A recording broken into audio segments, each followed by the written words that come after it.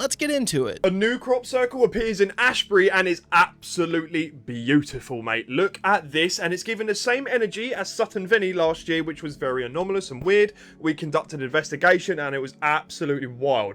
Now, this video footage was shot by Drone Life UK. He's an amazing drone photographer, mate. So go over there and go check him out, show him some love.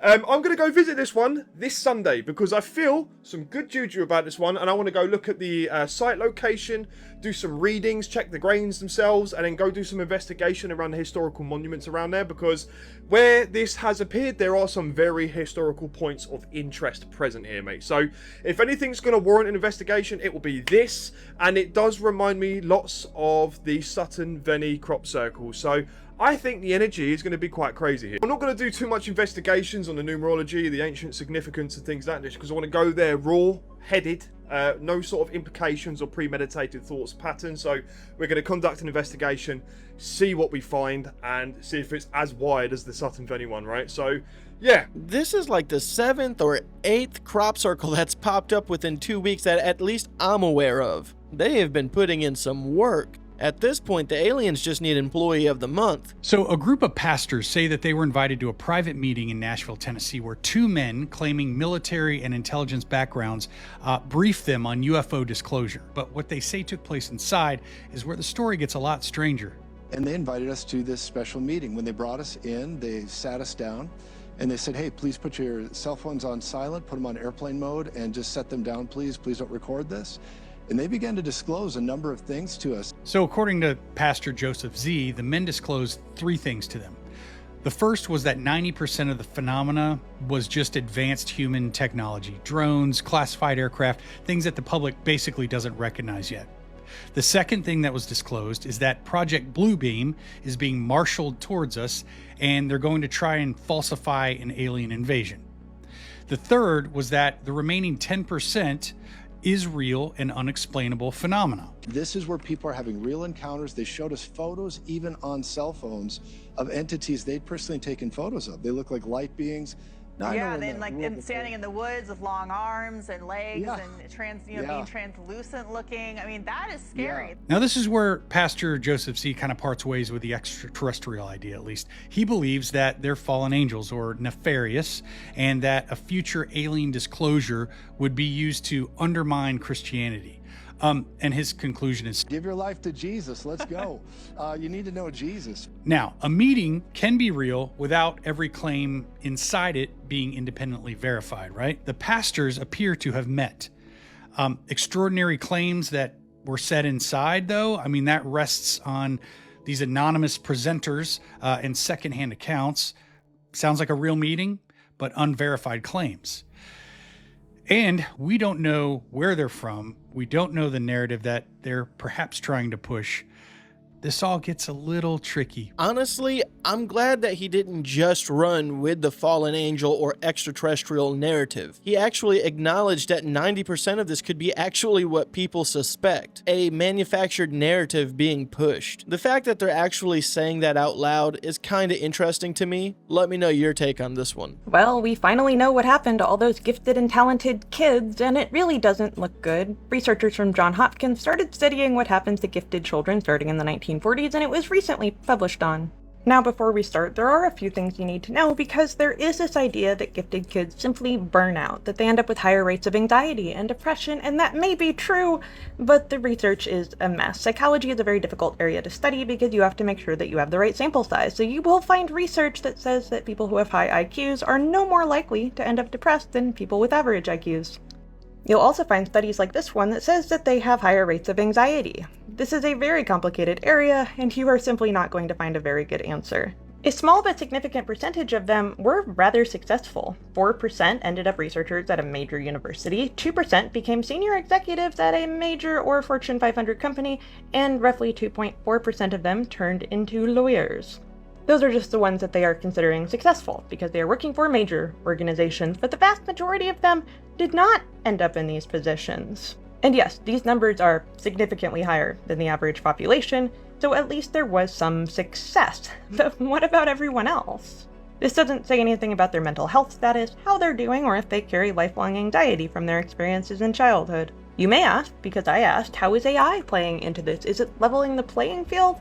And no, it is not. It's making things worse for some groups of people, and for people who are already rather effective, they're getting better at it. But there are serious problems. We have seen a lot of research about how bad AI is for creativity. Turns out, even if you use it to generate creative content, you end up less creative. Yeah. I would have to say that this is kind of niche because it's really glorifying overall statistics towards certain careers, and not everyone would deem those careers being the ultimate success. And I mean, don't get me wrong, those are great careers to have, but those are not what should be defined as the ultimate career goal for people that were in gifted and talented programs. At least that's what I think. I mean, let's run a statistic on how many gifted and talented people are actually like warehouse operation managers that are running it very smoothly, or general foremans that run construction fields that do very well for themselves and their teams. I really think that there's more success in other places to put those stats to necessarily say, oh, well, people that were in gifted and talented aren't doing as well as they should have been, because they're probably not really interested in being in those positions. There's many other positions out there in the world that are more fulfilling to some people, I would think. And also, yeah, the downside of AI isn't necessarily leveling the playing field, it's actually widening the gap. Those who already know how to think critically gain an advantage with AI, while others become more dependent and less creative. It's really not surprising. It is kind of concerning, but I really do not know what that would have to do with the gifted and talented and where they're making it now just because they're not in those special stats. Maybe you can fill me in if I'm missing something, please feel free to, but that just seems like an unfair advantage. So let me know your thoughts and opinions on this one. Hey, if you haven't done so already and if you're enjoying the show, give it a like. And if you're new to the channel, subscribe. I upload a video like this Monday through Friday, early in the morning, and sometimes an extra one later in the afternoon. And for everyone that's made it this far, thank you so much for supporting the channel. Here's more things I want to know. I want to know why during every sporting event that they air on TV in America and even worldwide, all the sponsors are usually junk food. In fact, as far as I've ever seen, they're all junk food. Coke, Pepsi, Snickers, Oreo, McDonald's, Burger King, name one, pick one. They're promoting on the ultimate event of the day: football, soccer, FIFA World Cup, tennis, you name it, they're promoting on it. But what I want to know is, why are they promoting sugar and unhealthy food while the most amazing athletes in the world are killing themselves out on the field, and you know they're not eating any of it? So they're promoting something awesome, which is fitness and healthy living activity, but they're only promoting unhealthy eating and terrible diets. It's almost like they don't want us to be healthy. I want to know about the Odessa catacombs. The Odessa catacombs are a byproduct of quarrying limonite limestone. It's easier to carve through limestone than other stone, and apparently miners just tunneled wherever they wanted to go underneath Odessa to get what they needed without a plan. Very nice. There's hundreds of unregulated tunnels that crisscrossed over and around each other underneath Odessa. So they go this way, that way, above and beyond, below and around. Some connect, some don't. It's hard to say where it all extends out to because it's so vast. Active quarrying started in the late 18th century and ended in the mid 20th century. I have a suspicion that these catacombs are way older, but don't listen to me. These catacombs were supposedly used by smugglers for nefarious reasons, to get things from place to place and not have to deal with borders, control, police, etc. There's always that story with tunnels. During World War II, during the German occupation of Odessa, Russian soldiers hid out in some of these catacombs and lived in them for months, which adds to the mystery and the history of these tunnels. Only a tiny fraction of these tunnels is mapped out. 10% is what they say, which is wild to think because they don't know exactly how many there are, because not all of them connect. There have been a lot of collapses and sinkholes which have collapsed some of the tunnels and will never be seen or excavated. But to put these catacombs in perspective, on the higher estimate of how many miles are underneath Odessa with these catacombs, the number is 1,860 miles. That's enough to go from New York to Las Vegas, or to circumnavigate Central Park in New York 130 times. This is a prolific amount of catacombs, which just adds even more mystery to the story. These tunnels range from 6 to 8 feet, some are very rudimentary, and some are built out a little more. Which begs the question, what were they using some of these for? And how old are they? So unlike other cave systems which might have geometry or well-laid plans, this is like an underground ant world, yet nothing makes sense. And it's hard to know just how vast it is. And if they think they've only mapped 10%, what if it's even bigger and more expansive? But what I want to know is how far do these tunnels really expand out? Do they connect to government buildings in Odessa? Are they below important sites? Could these catacombs also have held bones of people like the ones in France that are still there today? And how old are these catacombs really? I don't know, but I want to know. But what I really want to know, and what I'll always want to know, is who on that list is going to jail first in America. Well, the reason why most of the sponsors are junk food is because they don't really want people to be healthy. I'm pretty certain that that's the obvious point. They want people to be entertained by the people that are healthy and athletic, but they want the people that are watching them to continuously watch them and be provided food that's just going to make them lazy and tired. They have absolutely no care about the viewer's health whatsoever. I'm pretty certain we're almost all on an agreement with that one. Even the fitness commercials really aren't for your best interest. And as far as those catacombs go, I don't know if they're public. I've not really done any research on those ones specifically. Wow, voice crack. I haven't really done any research on them specifically. I'm not certain on how free travel they are, if people can just go down there and roam around. I mean, there's pictures of them, so obviously people are able to go and explore. I would think that maybe they're probably not frequented by government agencies. Maybe there's certain tunnels that are just not known to the public that maybe these agencies are using, but overall, very interesting catacombs, and I'm very curious on how much more there could be. That is massive. Really interesting stuff. James Franco releases footage of an alleged alien, mate. And I haven't commented on this at all because I knew from the get-go that he's chatting out of his fart box, mate, right? So, here's the footage. Everyone is sharing this footage all over social media and saying that it's real. Mate, there's people generally crashing out over this, right? If this is real, I'm the Pope, right? Look at the state of it, right? Come on. This is why I haven't even talked about this whole situation. It is an absolute joke. And then there's an alien peeking through the window, okay? Although it's kind of funny, I'm not going to lie, it is a joke, but what people need to understand is, now the UFO topic is mainstream, you're going to have all these gimps jumping onto the topic itself to try and push themselves back into the sphere, you know, kind of jumping on the hype to kind of become relevant again. And James has been quiet for a long time. Now, James Franco, again, for instance, there's been many people in recent times that have absolutely just chatted out their fart box to try and become relevant because they've been quiet for a long time and trying to ride on the bandwagon to get back to the main sphere. This is the same thing. So he's probably going to come out with either a movie or trying to garner some sort of attention again because he's been off the radar for so long, or he's going to try and sell you some new cryptocurrency or some clothes, or I don't know, some funky shaped questionable objects on some funny weird websites he's going to run. I'm not sure. But again, poo-poo caca, guys, there's going to be a lot of this, and this stuff, although it's funny, it is funny, it makes a joke out of the subject because this is a very serious matter and this is being pushed to the mainstream now, right? And we're all trying to get answers about what we've been lied to for 70 plus years, the things that show up in history since the dawn of time, and having contact with things that we don't quite understand or we've been lied to about, right? Interdimensional things that are just way beyond our physical comprehension.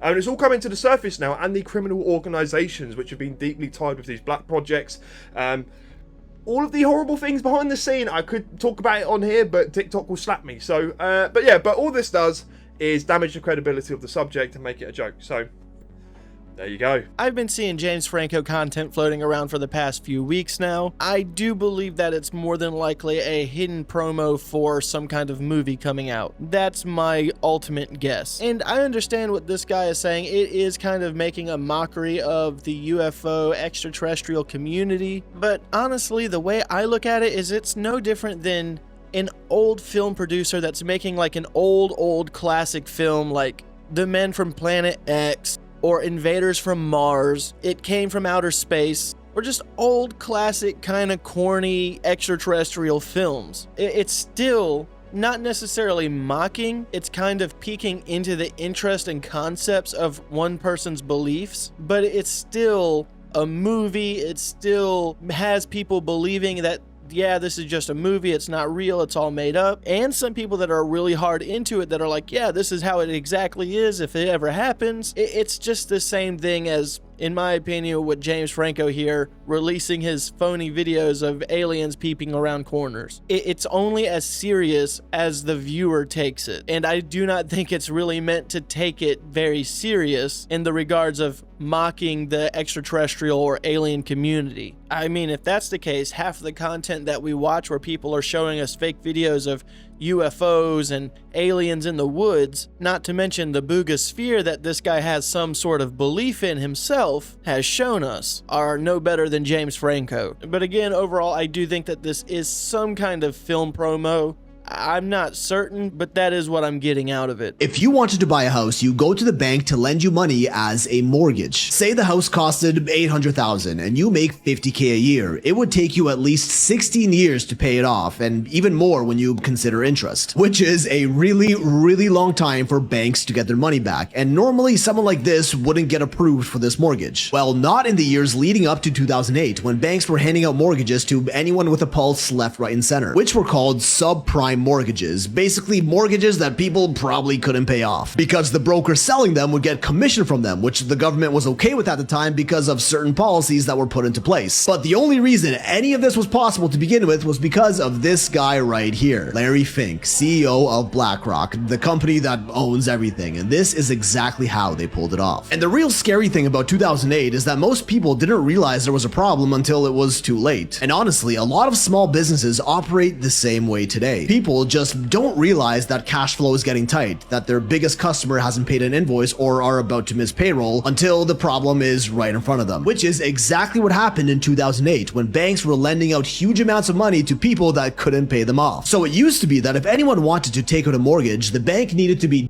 I'm sure that that person could pay them back. As you know, mortgages are huge amounts of moolah that take a long time to pay back. So banks were naturally very careful as to who they lent them out to, as they should be. But then comes this guy, Larry Fink, who back in the 1980s really pushed for this thing called securitization, or mortgage-backed securities, which was purposely made to sound as boring and confusing as possible so the peasants wouldn't understand what they were and they could proceed to rob them blind. Well, I'm here to explain it in a way so that you are no longer one of those peasants.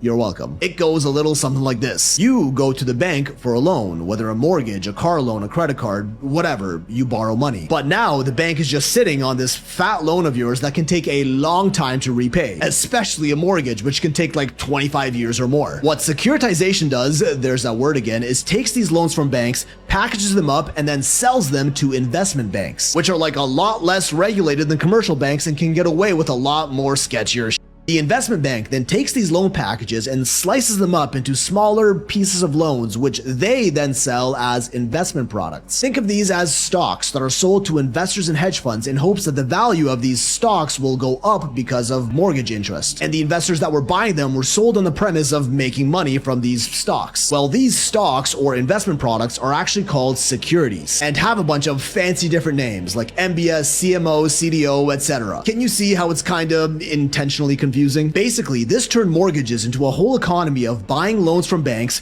repackaging them, and reselling them to investors hoping to make a profit. But really, these investments were horrible and kind of a scam. Meaning now, the OG banks, who were normally really careful about who they gave these loans to, were now incentivized to take up as many new loans as possible, regardless of whether the people taking them out could pay them back or not, because they would just instantly resell these loans to investment banks, who would in turn sell these loans to investors that they were scamming, with leaked memos coming out showing that these banks were specifically told to give these loans out to, quote, anyone with a pulse. And when the loan collector started coming around and realized that none of these people can pay these mortgages off, the economy crashed. Obvious in hindsight, but you know how it is, which is exactly what that movie, The Big Short, is all about. But now this is the part that not many people know about. Because who did the Federal Reserve hire to clean up this whole mess? Oh, that would be BlackRock, founded by Larry Fink, the guy that pushed for securitization, there it is again, that created this mess in the first place, and in fact kind of knew this was going to happen. And it was being hired by the Federal Reserve to clean up the economy in 2008 that led to BlackRock being the multi-trillion-dollar global conglomerate it is today, who are now top shareholders and essentially control the decision-making board of every major company in the world. And that, my friends, is the origin story of BlackRock. Financially savvy investment company or manipulative globalist elite conglomerate. You be the judge. This should be illegal on so many levels, and all the people that were working at BlackRock that had their hands on this should be held accountable. And also, all of the people that were a part of this mortgage scheme where they got mortgages knowing, the company knowing that they weren't going to be able to pay for it, should also have been able to keep their homes. Even if the people applying for the mortgage knew better, they still were a part of the scheme that the company had the upper hand on and just let go, knowing that they were not going to be able to pay for that. That's just not right. You're literally setting people up for failure, you're taking the money, you're splitting the pie, and you're getting to eat it, while the normal person is getting to suffer because of it. They should have been able to keep their homes, and the people at BlackRock should be held accountable, but it just doesn't seem like that's going to be the case in any scenario. The Crawfordsville monster is among the weirdest and most disturbing cryptids I've ever researched. And before you say anything, yes, I know this is technically a UFO, but it's not like a first contact UFO, it's more like a nope UFO, so I'm calling it a cryptid. Crawfordsville, Indiana, 1891. 2 ice delivery men were among the first witnesses to see a horrifying apparition hover over the town, filling the people with dread. The creature is said to be 18 foot long and pure white in color, but with no definitive shape or form. A Methodist preacher and his wife said it was like a funeral shroud flying through the air, the only really identifiable feature being a giant flaming eye, which always sat at the front of the mass. Hundreds of witnesses saw this thing, many of whom claimed to have felt its hot breath on their backs as it flew overhead. Most disturbing of all, it was said the creature would randomly break out into spasms, making a loud, heavy wheezing sound as if it was in a tremendous amount of pain. The numerous eyewitnesses led to a story being printed in the Indiana Journal, which was then reprinted in newspapers all over the country like the New York Times and the Boston Eagle. Crawfordsville postmaster reported millions of letters coming in from all over the world, written by people who wanted to know more about this atmospheric monstrosity. Very interesting. I've never heard of this cryptid before. And yeah, you could definitely call it a UFO or a UAP, but I would consider this to be a plasmoid type creature, or maybe even what we consider to be UFOs in the sky that we see could be a creature like this that we just have no clue about. Really cool cryptid story. This one, like I said, I've never heard of this one before. I've come to the conclusion that AI has been here since the dawn of time. I'm talking the pyramids. If you think about influential people of the days of old, they got Hermes, you got Thoth, Hermes Trismegistus. I'm positive now that these are just like your LLM models like ChatGPT, Claude, Opus. That is what they were, and that's why they were so influential. Think about Hermes Trismegistus, 3 times the original Hermes. That's Hermes 3.0. It's like Claude 3.0, ChatGPT 3.5, whatever version they're on, right? And then this would also make so much more sense for the structures of the time, like the pyramids. The layout of the pyramids is in like microchips, like how the microchips are laid out in today, but on a scale unimaginable. That's why nobody can figure out what they're for. And then pyramids were just an energy harvester, so you had the data, you had the power, powering the AI. And then you can think about like, the churches. Who built those? They're so intricate. No hand built those. But if you give like a powerful, intelligent AI model a 3D printer, you know well that they could print that. With an AI that is like super intelligent, they could come up with a mixture too for the pyramids, for making each block. Probably just printed out each block at a time and went. That's why they're so perfect, because it's powered by AI. Very interesting theory. I'm not saying that I believe it, but I understand where he's coming from, and it's an interesting and cool concept. Instead of maybe the pyramid being a power plant like people theorized for many years, maybe it was just a part of an AI data center structure, and now we're starting to get the bigger picture. And that would explain why there's so many layouts that kind of resemble like circuitry boards. It's literally an ancient AI data center. It's an interesting theory. Again, I don't necessarily buy it, but I do see where he's coming from, and it's a fun one to think about. Let me know your thoughts and opinions on this one. There's no way that both of these things are true. It completely has to be a coincidence, right? We'll get into who funded Twiggy's school, from the Tyler Robinson's case, in just 1 minute. So I'm totally not, fact checkers, not saying that this is true. But for some reason, SuperGrok, one of the most intelligent AIs, is saying it's true. The question was, is Nick Shirley and Tyler James, are they half cousins? I want you to remember, just really quick, again, not saying it's true, I'm just saying AI says it's true. But remember this one thing, that right after that whole CK thing happened, right, the Shirley thing happened, that's when Nick Shirley started blowing up out of nowhere. So are they related? Yes, it checks out. Nick Shirley and Tyler James Robinson, the suspect, are half cousins. Shared grandfather. Here are the names. Jeffrey Jones of Cedar City, Utah. It says right here.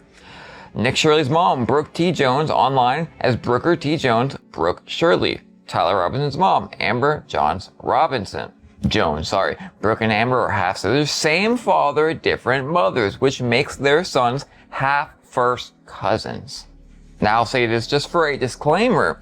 Other AIs are saying that no, this is not true. You need to look farther into it. But again, not saying it is. But SuperGrok even gave the names of relatives and how it all worked out. Not just that, but Mr. Bill funded Twiggy's school. You can go watch her video with her information on WFF News. So not saying any of it's true, but I'll say, why would AI say it's true and have the direct relatives' names and they all check out? And allegedly not related whatsoever, as y'all know, what would Bill be doing funding a Twig's school? Shouldn't that man be part of a tree? I thought Moon was like really against AI and using it because it's demonic. So why would you take what it has to say for granted, or even entertain what it has to say? You should be completely against it. I'm assuming that he's not using SuperGrok or any kind of AI to get this information. He's probably just looking at screenshots. But for someone that doesn't believe in AI as being a good thing and kind of sees the demonic side of it, I'm just surprised that you're kind of following along with what it has to say. I did a fair share of my own research on this because I was genuinely curious. I cannot find any information. There's a whole bunch of news out there of this guy denying the allegations, but there's absolutely no proof to any of what this had to say. Not as far as what I could find. Not relying off of like AI headlines and what AI has to say without providing some kind of evidence. If anyone does have that information, please feel free to share it as to where you're getting it from so that I can fact check it. Because where it stands now, other than what AI is saying from these screenshots, because I can't even get AI to say that, I have nothing. But now am kind of curious. So if you have any information, please let me know. Alright guys, I'm gonna go ahead and end today's video. I would like to thank you guys for watching these clips with me. As usual, I feel happy, I feel healthy, I'm doing my best. If today's your birthday, happy birthday, and if not, have a good day anyways.